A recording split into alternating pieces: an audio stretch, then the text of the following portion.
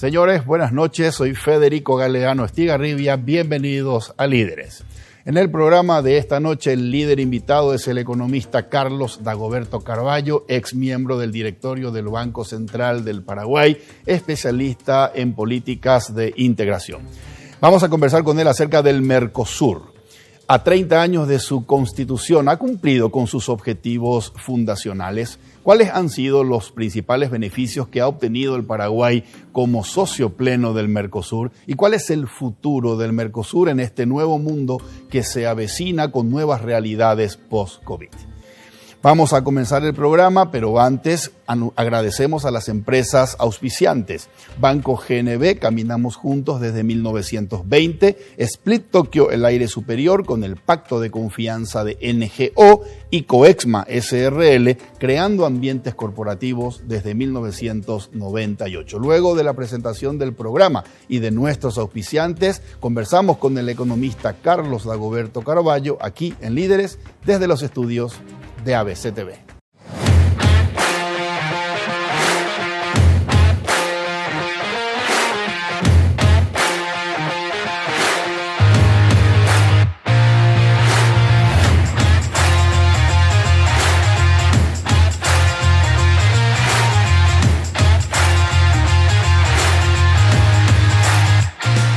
Líderes es presentado por Banco GNB, caminamos juntos desde 1920. Split Tokyo, el aire superior, con el pacto de confianza NGO. Coexma SRL, creando ambientes corporativos desde 1998. Todo empieza con un paso, o con una simple idea que imagina el futuro, o con un saludo que transmite confianza. Y por eso, hoy iniciamos nuestro camino para convertirnos en el mejor banco del Paraguay, porque somos herederos de una gran historia, con raíces sólidas, que siguen creciendo gracias al compromiso de seguir caminando juntos, paso a paso. Banco GNB, caminamos juntos desde 1920. Este Split no viene del futuro, pero parece. Su poderoso motor de 4 velocidades lleva el aire más lejos con la función iClean, que elimina restos de agua del evaporador, y iFill para mayor confort. Frío en menos tiempo, aire más limpio. Algunos dirán que este Split tiene aires de superioridad, y tienen razón. Split Tokyo Extends, el aire superior.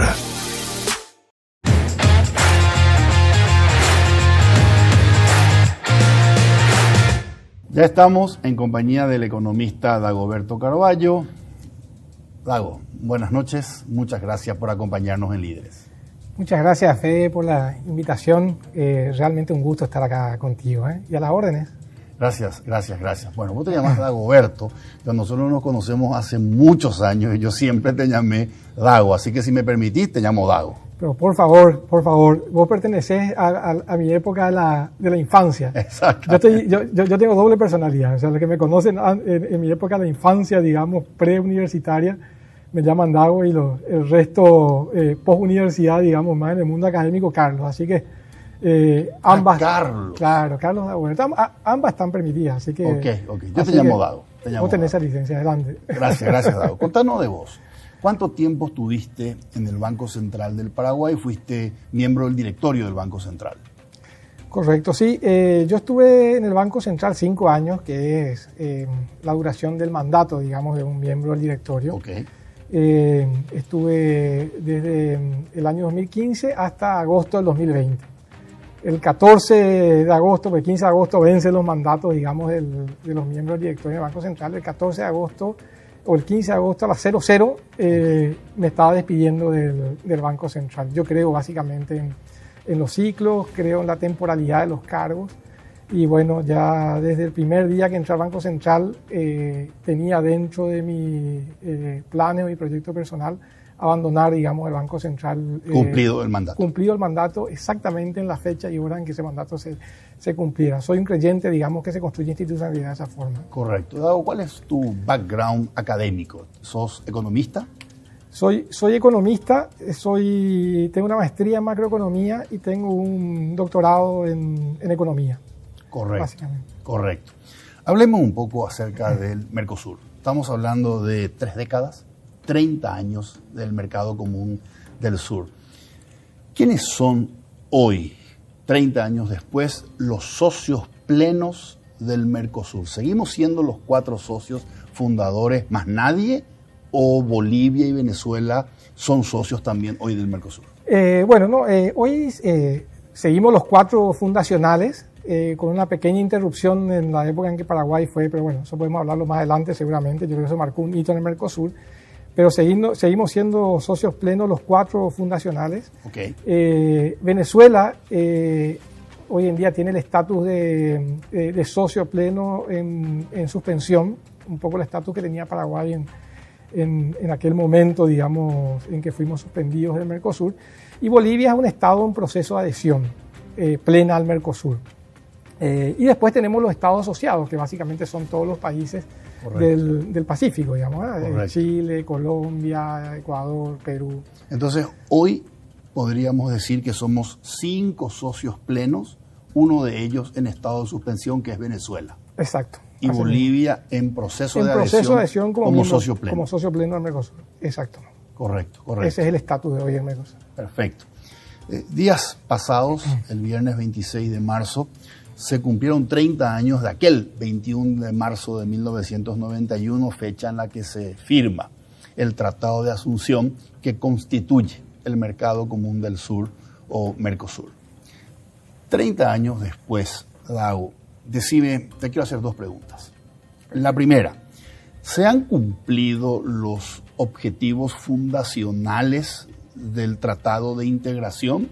La primera pregunta. Y la segunda pregunta, si me podrías mencionar algunos beneficios que Paraguay ha obtenido a lo largo de estos 30 años por ser miembro del Mercosur y que no hubiésemos obtenido si no hubiésemos integrado el Mercosur.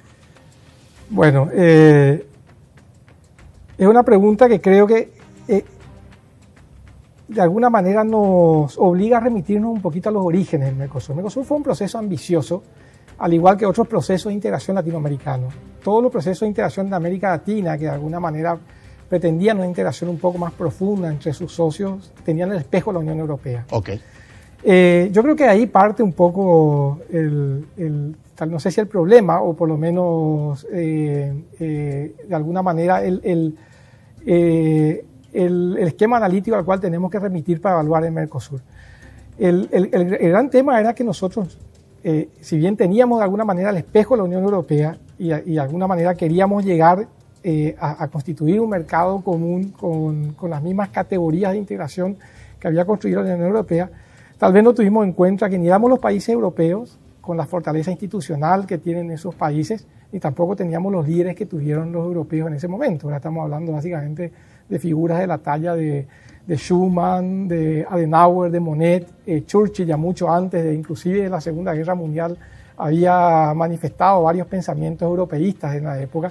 Entonces yo creo que son elementos que tal vez no estaban presentes en el proceso de integración del Mercosur.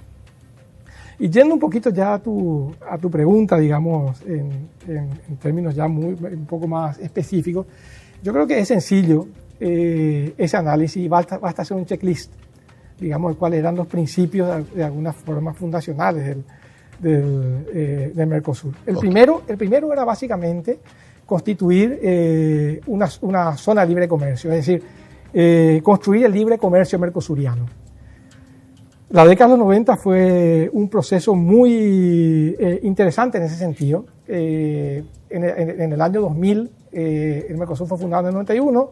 En el año 2000 ya teníamos prácticamente todo el universo arancelario liberado de aranceles, con excepción básicamente del azúcar y el sector automotor, que hasta ahora siguen exceptuados del libre comercio mercosuriano. Básicamente el sector automotriz se rige por acuerdos bilaterales. Pero eso no es libre comercio, eso es simplemente una parte del libre comercio que tiene que ver básicamente con llevar los aranceles a cero entre los países del Mercosur. Pero quedaba pendiente todo un trabajo que tiene que ver básicamente con las normas y disciplinas que rigen el comercio regional. Normas de origen, por ejemplo, el Mercosur. Las normas de origen son necesarias en una zona de libre comercio para evitar la triangulación comercial. pero esas normas de libre comercio se han convertido con el tiempo en factores de protección de los países, más que normas que regulan el comercio. Después tenemos todas las zonas, todas las normas sanitarias, fitosanitarias, las normas, los obstáculos técnicos al comercio, etcétera, que tampoco cumplieron de alguna forma con los postulados de un esquema de facilitación de comercio mercosuriano. Por lo tanto, el primer objetivo yo creo que no está cumplido, no podemos hacer un check, por lo menos de mi punto de vista. No podemos hacer un check. No podemos hacer un check, o sea, hoy ya tenemos una zona de libre comercio que funciona eficientemente en el Mercosur. Hay demasiadas trabas al comercio regional. Un segundo elemento... Hay medidas que no son arancelarias, exacto, pero que en realidad son arancelarias pero enmascaradas. Exacto, obstaculizan el comercio de alguna forma. Es decir, los países tienen demasiados elementos para proteger su mercado interno y hay poca predecibilidad en las normas. O sea, basta preguntarle de alguna manera a un exportador regional o a un camionero por toda la tortura que tiene que pasar cada vez que pasa aduana. No sabe si una portaría de Brasil cambió o no cambió de un día para otro, digamos ahí. O sea, no se ha logrado de alguna manera predecibilidad, estabilidad en las normas reguladoras de comercio mercosuriana y eso ha afectado de alguna manera el libre comercio regional. Okay. O sea, el problema no es solamente arancelario, sino que tiene que ver también con otros factores que regulan el comercio regional. Entonces, ese primer elemento... Ese primer objetivo... Ese primer objetivo, no. No se cumplió. No. Zona de libre comercio, no. No. Segundo objetivo, que es básicamente... también de alguna manera implica haber cumplido el primero, pero vamos a analizarlo en forma separada, tiene que ver básicamente con el arancel externo común y la vigencia de una política comercial común. Bueno, eso no hace falta ahondar demasiado, ¿verdad? O sea, el arancel externo común hoy en día está totalmente perforado. Los países tienen una cantidad de regímenes especiales que perforan el arancel externo común y hay una cantidad de excepciones, de alguna forma, que también rigen el comercio regional, que tienen que ver básicamente con los bienes de capital, bienes de informática y telecomunicaciones, etc. Era muy difícil, de hecho, acordar un arancel externo común, porque somos países muy diferentes en tamaño, okay, y en estructura productiva también. Correcto. Digamos, ¿verdad? O sea, para hacerlo muy simple, Brasil quiere proteger su sector industrial, sí, y por lo tanto, de alguna manera, el arancel que le demanda al Mercosur es uno tal que proteja su sector industrial, metalúrgico, automotor, etc. Argentina, en menor medida también. Y Paraguay y Uruguay son países pequeños que dependen del comercio internacional para desarrollarse, por lo tanto quieren aranceles bajos y quieren importar bienes de capital y bienes tecnológicos a precios bajos. Entonces no hay una comunión de interés en ese sentido y el arancel externo común refleja eso, de alguna forma. Como no hay arancel externo común, tampoco hay política comercial común, de alguna manera. O sea, no tenemos un código aduanero que funcione en forma homogénea en todos los países. Y bueno, no se ha construido tampoco toda la normativa vinculada a una política comercial común. O sea, los regímenes especiales siguen, cada país tiene su zona franca, tiene su norma de maquila, es decir, es todo un menjunje, digamos, normativo que rige Mercosur. Okay. Segundo objetivo... Segundo objetivo... No cumplido. Tampoco. Era esperable que no, porque si no logramos ser una zona libre de comercio plena, tampoco seguramente íbamos a poder ser una unión aduanera plena.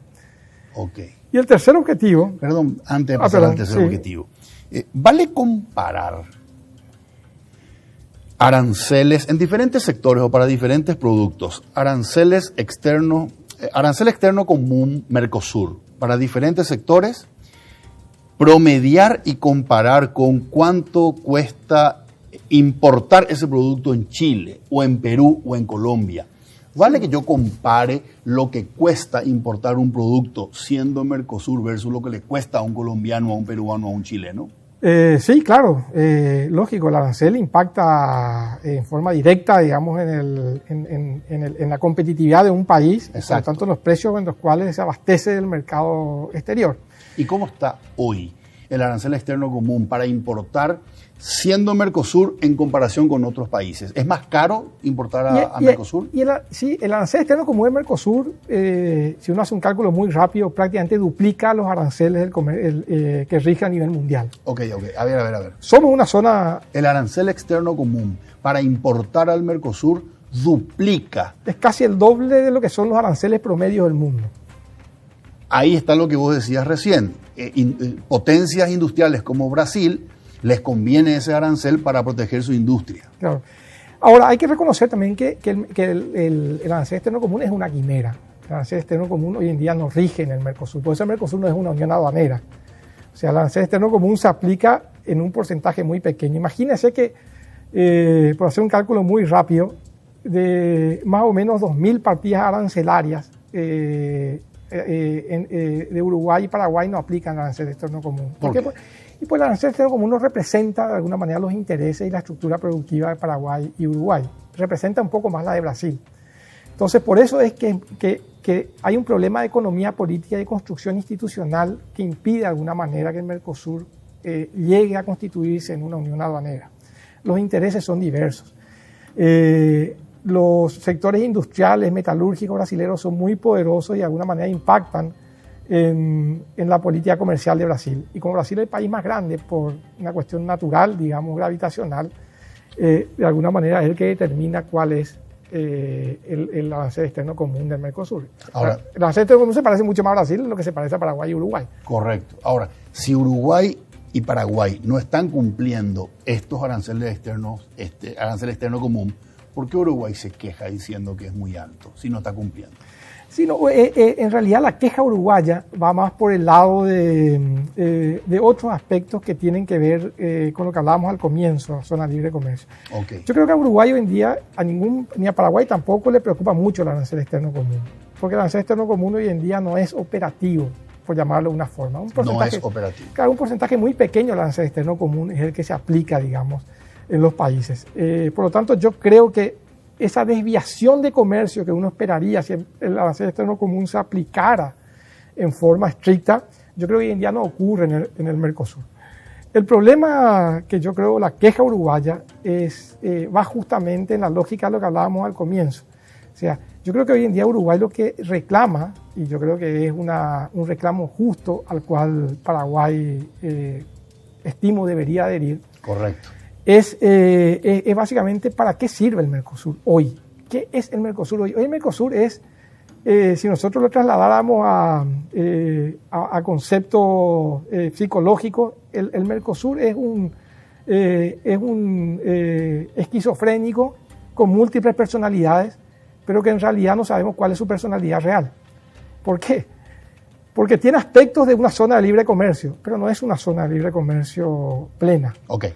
Tiene aspectos de una unión aduanera, pero como vimos no se aplica ni el arancel externo común ni la política comercial común, por lo tanto tampoco es una unión aduanera. Tiene aspectos del mercado común. Se han construido varios elementos del mercado común, por ejemplo, el hecho de haber armonizado las reglas de seguridad social, el hecho de haber armonizado algunas currículas académicas, impactan positivamente en lo que el elemento fundamental de un mercado común, que es el libre tránsito de factores de producción, de capital y trabajo. Pero no hay, de hecho, otras cosas necesarias en esa dirección, por lo tanto tampoco es un mercado común. O sea, tiene elementos de los tres, pero no es ninguno de los tres. Tiene los costos de los tres, porque tiene arancel externo común, pero también tiene norma de origen, que ambos son costosos para los países, pero tiene los costos de los tres, pero no tiene el beneficio de ninguno de los tres. Entonces yo creo que hoy en día al Mercosur se debe un debate muy profundo, reflexivo, conceptual, que involucre a toda la sociedad, porque yo creo que ese es otro elemento que podemos hablar tal vez si querés más adelante, pero ese es otro elemento que me parece que es fundamental en el Mercosur, y el Mercosur tiene un déficit democrático muy fuerte. Pero hoy Mercosur se debe a un debate profundo. Yo creo que lo que hizo el presidente Lacalle es algo muy positivo. Pateó el tablero del Mercosur. Y de alguna manera eso obliga a repensar el proceso de integración. Correcto. Yo quiero hablar contigo sobre lo que ocurrió hace días atrás, justamente en la cumbre de presidentes, y lo que vos decís, ¿verdad? El presidente Lacalle Pou patea el tablero al hablar de corset, de lastre, etcétera. Pero terminemos lo que estábamos haciendo, desglosando los objetivos fundacionales y poniendo check o no check. Anoté el primero, zona de libre comercio, objetivo no cumplido. No cumplido. Segundo. El que más nos acercamos, pero todavía no se puede decir que cumplimos 100%. El primero. El segundo, unión aduanera, arancel externo común para los 4 países, no cumplido. Lejos. Tercero. Tercero, tercero es básicamente el tercer elemento, el tercer principio, digamos, del proceso de integración regional era la coordinación de las políticas macroeconómicas. Correcto. La coordinación de las políticas macroeconómicas es un tema aparte. Yo me acuerdo, mi primer contacto en Mercosur fue, digamos, cuando trabajaba en el Ministerio de Hacienda acá en Paraguay, director de estudios económicos, y me tocaba ir a negociar la coordinación de las políticas macroeconómicas. La coordinación de las políticas macroeconómicas fracasó de un inicio. Correcto. Y fracasó de un inicio, ¿por qué? Porque a diferencia de la Unión Europea, ¿cuál es el aspecto importante de la Unión Europea? El aspecto importante de la Unión Europea es que el país más grande y más fuerte, Alemania, también era el país más estable, que tenía instituciones económicas más sólidas. El Bundesbank, una política fiscal muy conservadora. Entonces fue muy fácil al resto de Europa transferirle la responsabilidad de la construcción institucional de una institucionalidad supranacional en materia de manejo macroeconómico a Alemania, de alguna forma. Y ahí se creó el Banco Central Europeo, después se creó el euro, etcétera, etcétera. Pero todo montado sobre, de alguna manera, la institucionalidad económica de Alemania. En el Mercosur tenemos el gran problema que los países más grandes y más poderosos, que de alguna manera tienen mayor posibilidad de influenciar la construcción de institucionalidad, también son los más inestables. O sea, la pregunta ahí es, si construimos reglas macroeconómicas, ¿sobre qué base vamos a construir? Entonces es complejo. ¿Vamos a construir sobre las bases del comportamiento macroeconómico de Argentina y Brasil? No. ¿Le vamos a dar al guaraní de alguna manera la responsabilidad de ser una moneda ancla, digamos, para la región? Y Brasil no va a permitir eso porque de alguna manera Brasil no va a ceder grado de soberanía y de supranacionalidad cuando está integrado con países tan chicos como Paraguay y Uruguay. Entonces, desde un comienzo vimos que iba a ser imposible. Claramente, este tercer objetivo, coordinación de políticas macroeconómicas, cuya finalidad era que en algún momento tengamos un banco central del Mercosur y una moneda común, etcétera. Claramente esto muy lejos, siquiera de habernos aproximado. No, muy lejos, ni siquiera llegamos a una etapa de armonización de algunos indicadores. Lo que se planteaba en aquel momento era, bueno, pongamos indicadores regionales para el déficit fiscal, para la deuda, el crecimiento de la deuda, para la inflación, y armonicemos una política cambiaria que tenga cierto sesgo regional.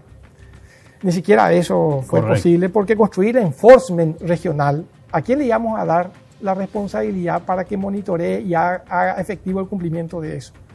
Hoy en día Argentina y Brasil deberían estar penalizados si hubiéramos construido ese enforcement regional. Entonces era imposible realmente construir eso. Cuarto objetivo fundacional, tiene que ver con lo social, me imagino. No, el último tiene que ver básicamente con la construcción de normativa regional, normativa comunitaria, que tenga que ver básicamente con la construcción del mercado común. Eso tampoco, por supuesto, si ninguno de los otros logramos construir, mucho menos nos aproximamos de ese. Es decir, si hay 4 objetivos clave fundacionales del Mercosur, ninguno de ellos hemos podido cumplir. No. En 30 años, ninguno hemos podido cumplir. Ninguno. ¿Y por qué decía yo que éramos esquizofrénicos? Porque me preguntás, ¿qué es Mercosur? Y algunos te dicen una unión aduanera imperfecta, ¿verdad? Entonces, otros te dicen es una zona de libre comercio en construcción. Y bueno, no sé, yo creo que tenemos que sentarnos a definir qué queremos que sea el Mercosur. Correcto. Está bien que yo diga, a partir de esto que estamos conversando, que la realidad del Mercosur hoy está en crisis. Sí, yo creo que el Mercosur no está hoy en crisis. Yo creo que el Mercosur está en crisis hace mucho tiempo. Yo creo que el Mercosur está en crisis cuando se dio cuenta que le era imposible crecer en aquellos acuerdos básicos en los cuales se había comprometido en la década de los 90 y empezó a crecer lateralmente. O sea, empezamos a incorporar elementos más retóricos que prácticos al Mercosur. Okay. Por ejemplo, todo lo que tiene que ver con el Mercosur de derechos humanos, el Mercosur ciudadano, el Mercosur... O sea, todos son elementos donde construimos cierta institucionalidad vacía. donde no hay posibilidades de construir cuestiones prácticas, digamos, entre los 4 países, porque no es algo que tenga que ver básicamente con lo que nosotros requerimos del proceso de integración regional. Entonces, me parece que Mercosur hace rato está en crisis, hace rato tiene dificultades de alguna manera para satisfacer las expectativas que se habían generado cuando fue creado, y por lo tanto me parece muy saludable la última cumbre donde de alguna manera el presidente Lacalle pateó, como se dice normalmente, dio vuelta a la mesa. Digamos. Correcto. Dago, que tengamos que, aquí tomé nota, ok, tengamos que plantearnos un debate reflexivo conceptual de aquí para adelante. Básicamente lo que vos estás proponiendo es resucitar y replantear de nuevo el Mercosur. ¿Esto implicaría una revisión del tratado? Puede ser. Yo creo que en la evaluación tenemos que preguntarnos por qué no hemos podido construir lo que nos habíamos comprometido en el 26 de marzo de 1991.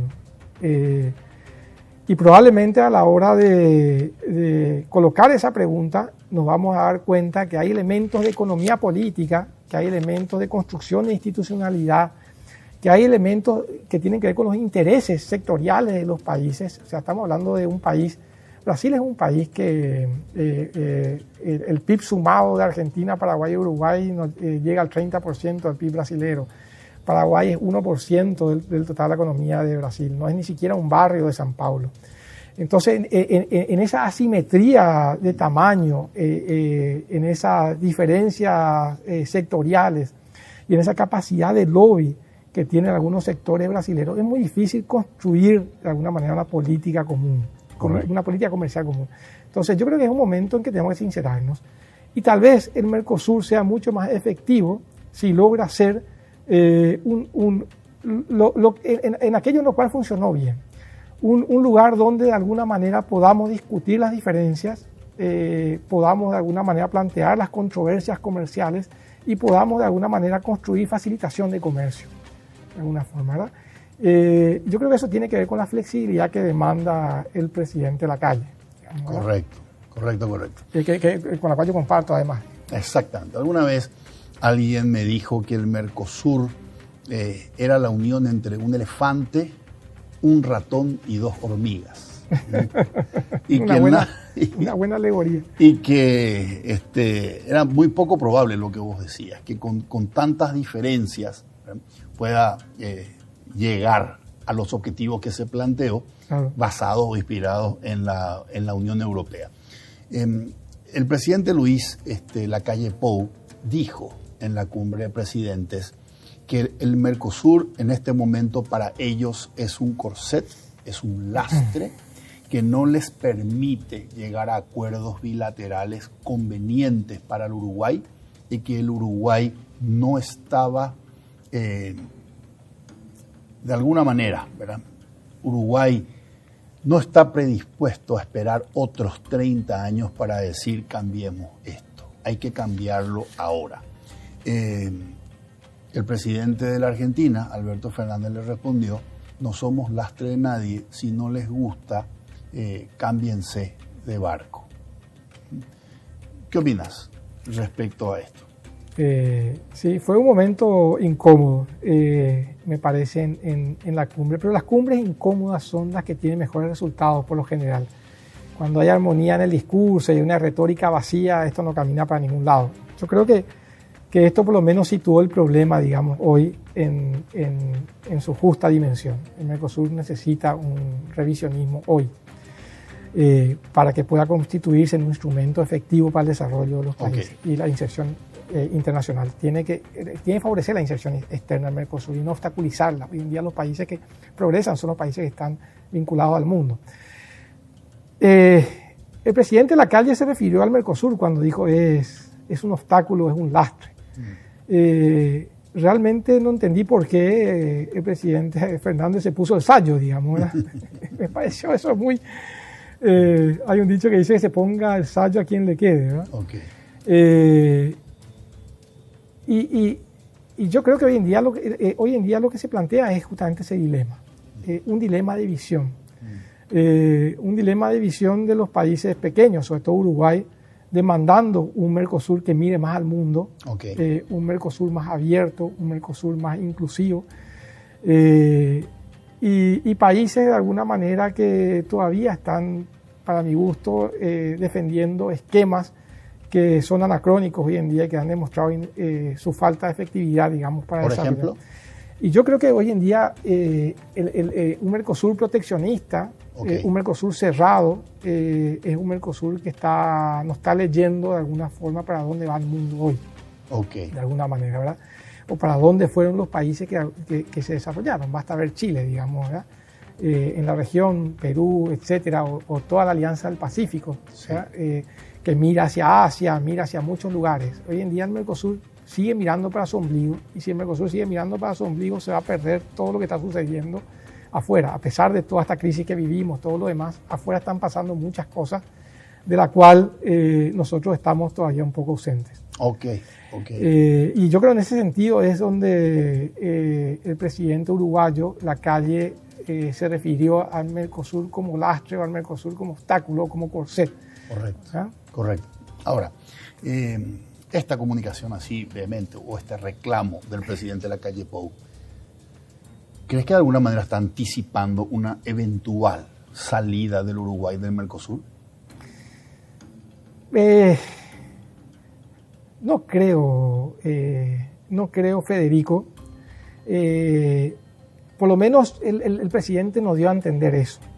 Yo creo que el presidente dijo es que no quiere más que el Mercosur sea un lastre, o que no quiere más que el Mercosur sea un obstáculo, o quiere que el Mercosur se modernice. Yo creo que finalmente la palabra que le cabe, digamos, al reclamo al presidente de Lacalle Pou es que el Mercosur tiene que modernizarse y tiene que reevaluar, digamos, para qué va a servir de aquí a los próximos 30 años, si queremos de alguna manera mirar para el futuro. Pero no crees que salga. Yo no creo, porque el Mercosur es, alguien decía en alguna oportunidad, más desde el punto de vista geopolítico que desde el punto de vista económico, el Mercosur es un destino inexorable para los países chicos.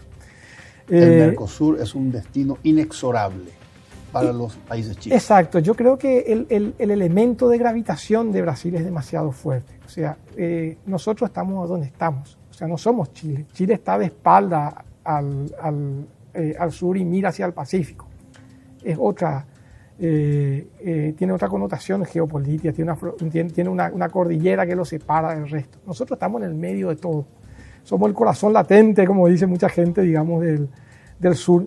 Estamos en el medio de los dos grandes, y por lo tanto yo creo que es muy difícil pensar, así como lo fue en la década de los 90, que nuestro destino es un destino separado, digamos, de los países que nos rodean.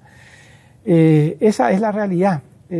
Aquí es donde estamos. Yo creo que hay que pelearla adentro, pero hay que pelearla. Yo creo que lo que no podemos hacer es de alguna manera quedarnos a esperar a ver qué pasa o cómo se dilucía esta pelea. Nosotros tenemos que meternos en la pelea, en el buen sentido. Correcto. Tenemos que meternos en la pelea conceptual, y tenemos que empezar a reclamar, digamos, qué tipo de Mercosur es el que nos favorece a nosotros como país.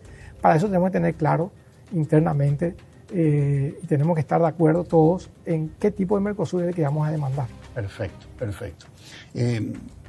Esto que está planteando es sumamente interesante en términos de si Uruguay podría o no hacer lo que hizo Inglaterra con el Brexit, y también planteaste un tema súper importante, hacia dónde va a ir el mundo post-COVID. Pero me gustaría, antes de avanzar hacia esa dirección, volver a una pregunta que te había hecho hace unos minutos atrás. Enumerar algunos beneficios de Paraguay que ha obtenido como socio del Mercosur a lo largo de estos 30 años y que no hubiésemos obtenido si no hubiésemos formado parte del Mercosur. Claro, yo creo que eso, si vamos ya a un tema más conceptual académico, eso demandaría un trabajo contrafactual, digamos, ¿verdad? O sea, ¿qué hubiera pasado, por ejemplo, si nosotros no hubiéramos sido parte del Mercosur? Sí. Es un análisis que yo creo que vale la pena hacerlo desde el punto de vista académico en algún momento. Es difícil encontrar elementos objetivos, digamos, para decir el Mercosur realmente fue decisivo en términos de beneficio en estas áreas. Por ejemplo, si nos vamos al tema de cuáles eran las expectativas que tenían los países pequeños cuando entraban al Mercosur, y bueno, la idea era formar parte de un mercado ampliado que funcionara eficientemente, donde se pudieran atraer inversiones de esta zona, aprovechando las ventajas competitivas de los países en términos de menores distorsiones, de estabilidad macroeconómica, de impuestos bajos, de mano de obra relativamente barata, y de alguna manera a partir de ahí utilizar la plataforma mercosuriana para formar parte de las cadenas de valor brasileras y exportar al resto del mundo, etcétera, etcétera. Eso no ocurrió. Hoy en día probablemente muy pocos empresarios invierten en nuestros países pensando en el mercado ampliado mercosuriano, porque no funciona bien por las razones que expusimos. Correcto. En su momento, digamos, no hay un comercio fluido, no hay mucha facilidad para comerciar con el resto de los países del Mercosur.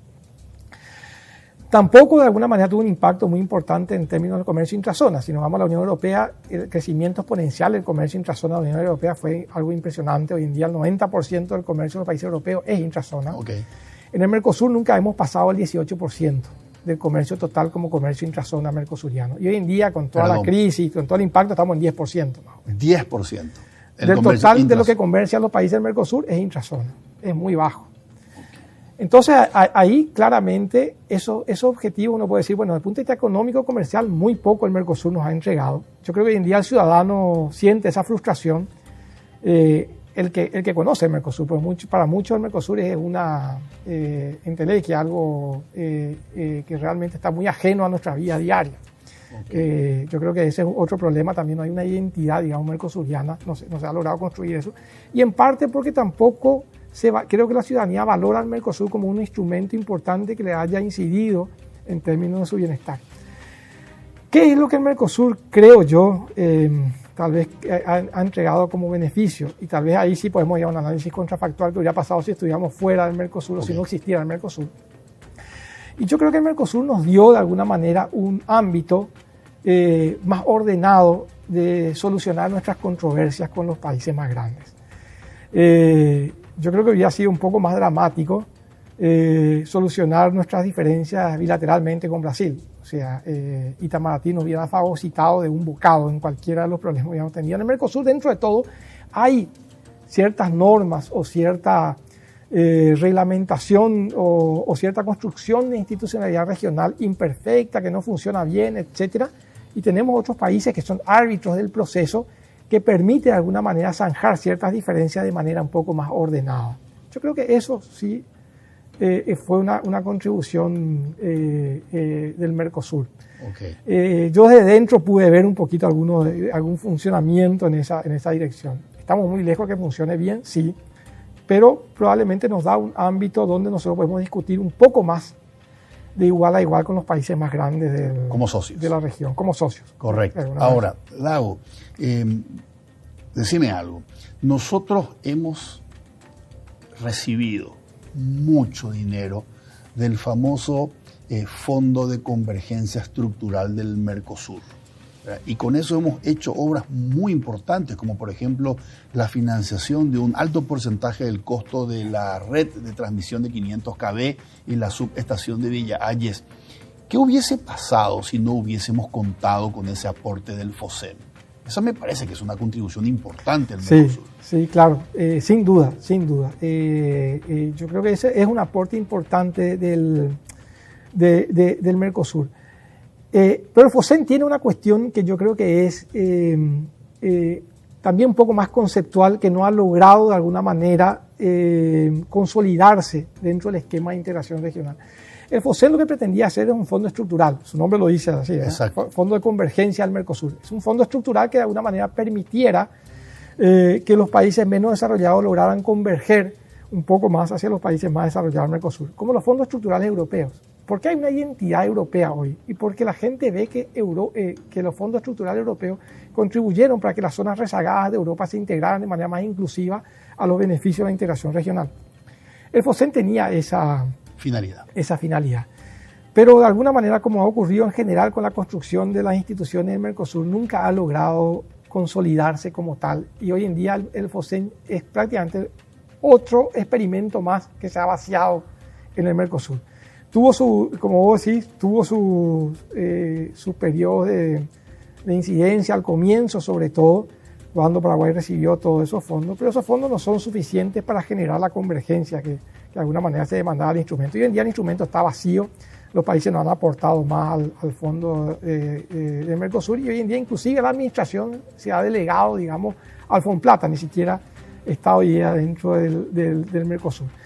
Entonces tampoco eso se ha consolidado como un factor de alguna manera de integración del Mercosur. Y hoy en día uno va por Europa y hay alusión a la Unión Europea por todos lados. Correcto. ¿Verdad? Acá nosotros tenemos 2 o 3 carteles de FOSEM que prácticamente lo ve quien pasa por allí, digamos, y entonces no ha logrado de alguna manera construir esa identidad regional. El Mercosur invisible. El Mercosur invisible. Entonces FOSEM tampoco ha sido un factor. Es verdad que el problema también es, hay un problema, yo creo que es también importante acá, que tiene que ver básicamente con la diferencia que hablamos al comienzo, sí, de por qué Europa logró de alguna manera consolidarse en todas sus etapas y el Mercosur no.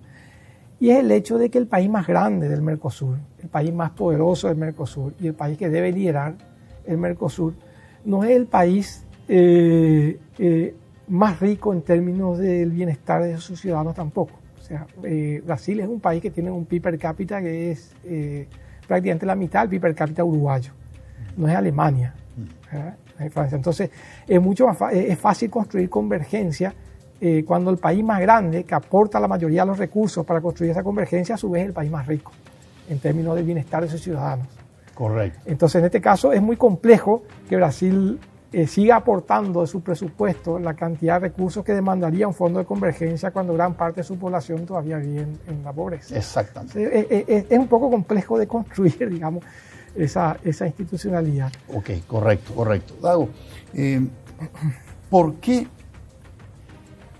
estando Brasil dentro del Mercosur, estamos hablando de un mercado de más de 250 millones de consumidores potenciales? Estamos hablando nada más y nada menos que de Brasil como la locomotora del Mercosur. ¿Por qué hemos logrado tan pocos acuerdos extrazona?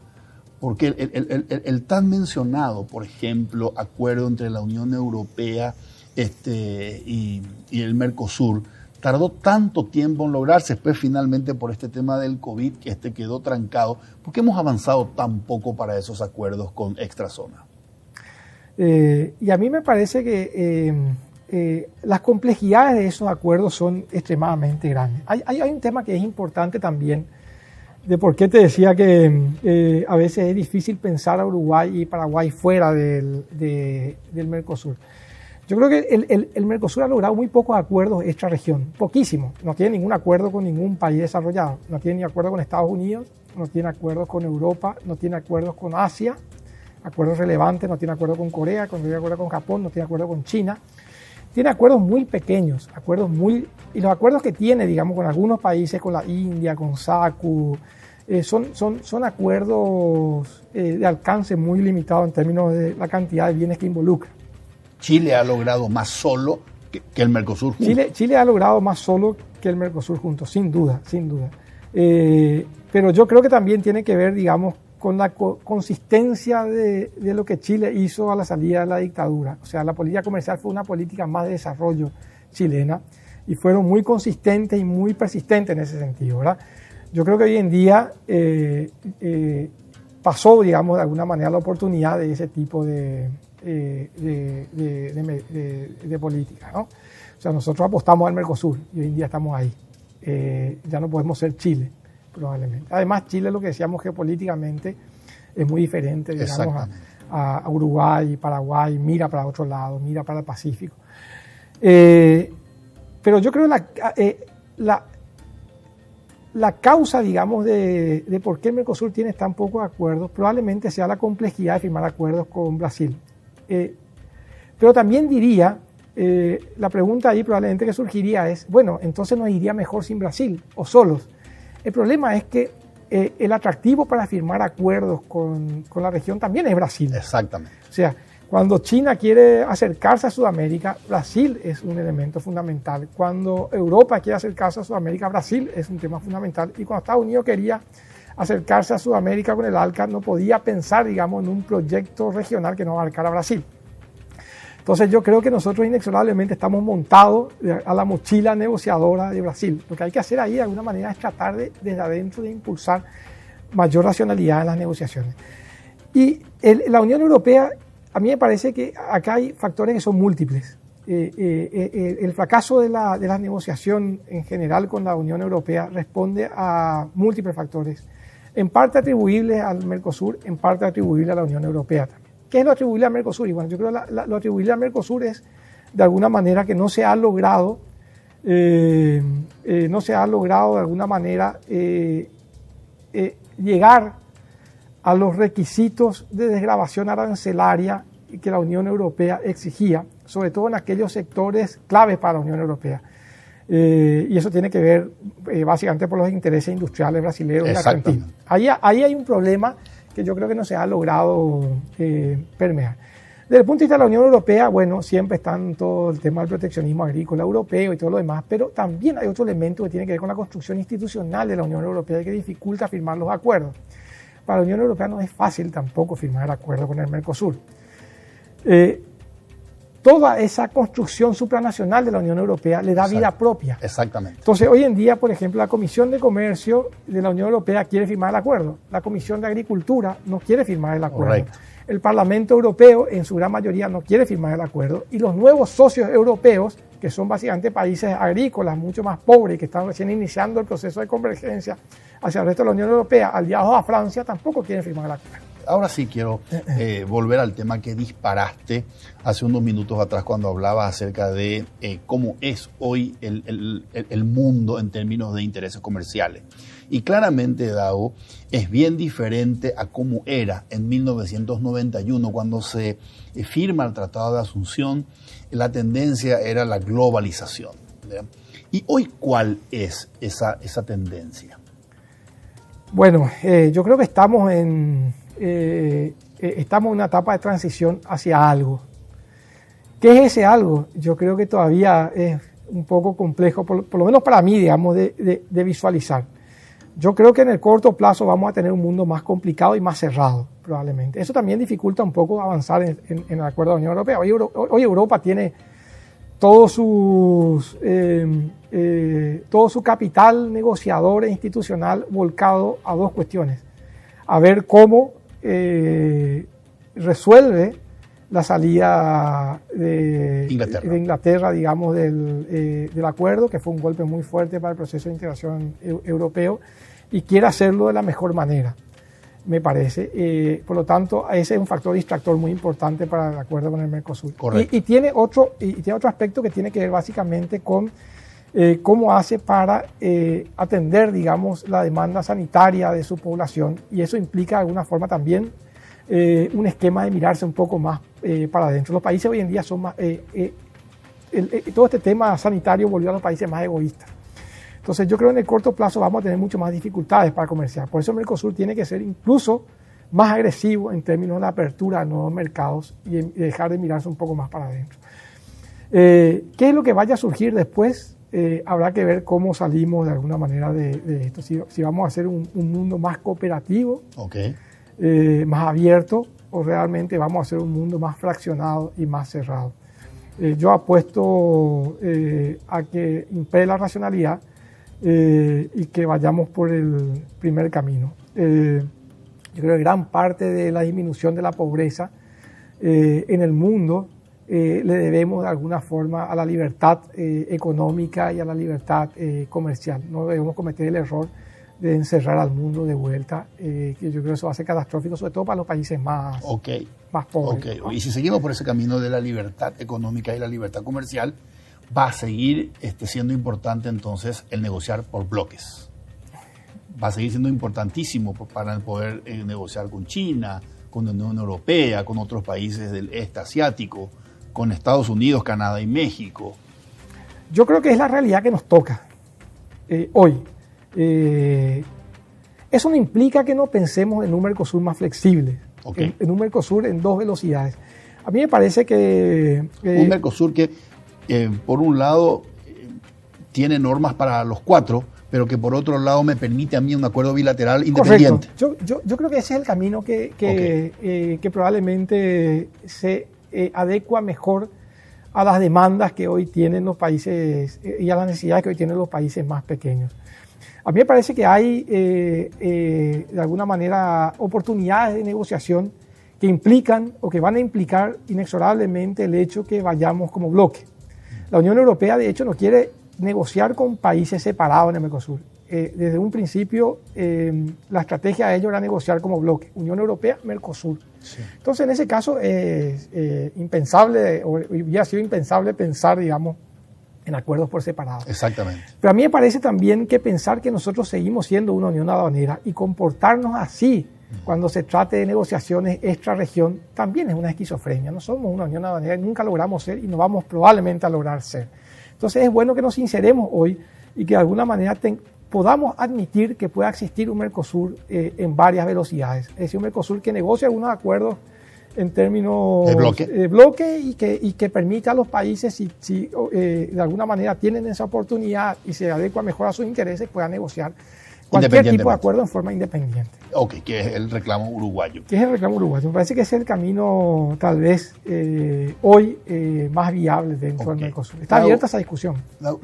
No es tu tema, pero de todas maneras, por toda tu experiencia trabajando en estos organismos de integración, te lo quiero preguntar.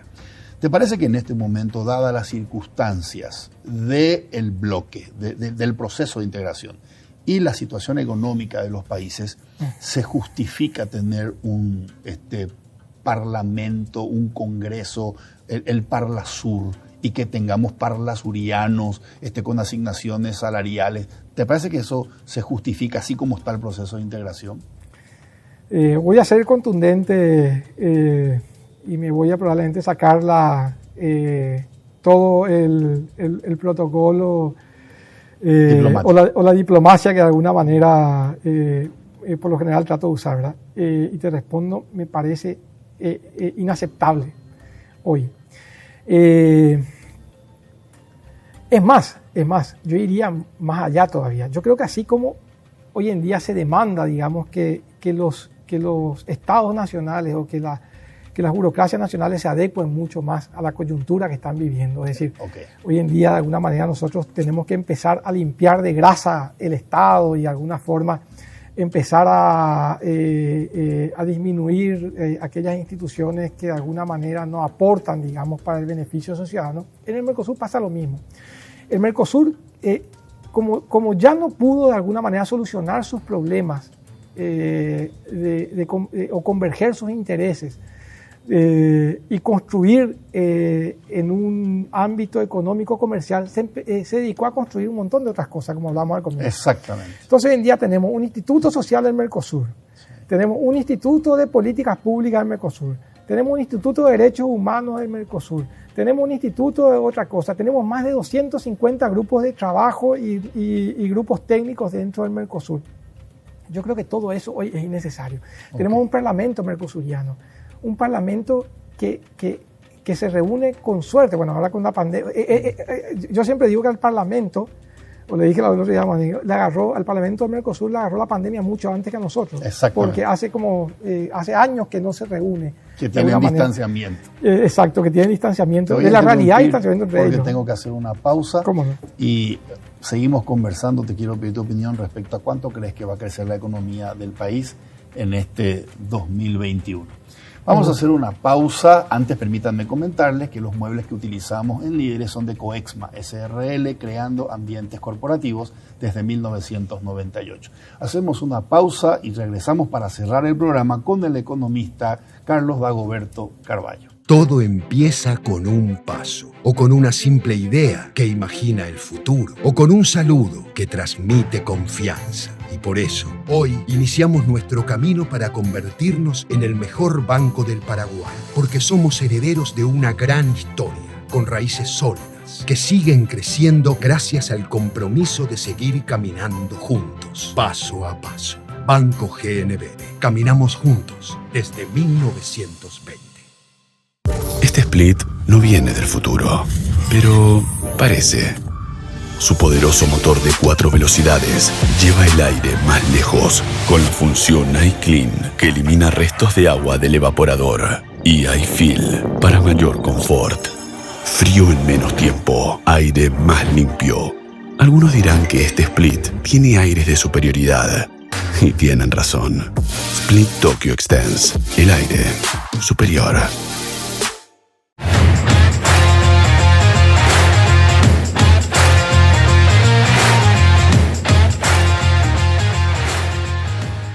Seguimos en Líderes con el economista Carlos Dagoberto Carvalho.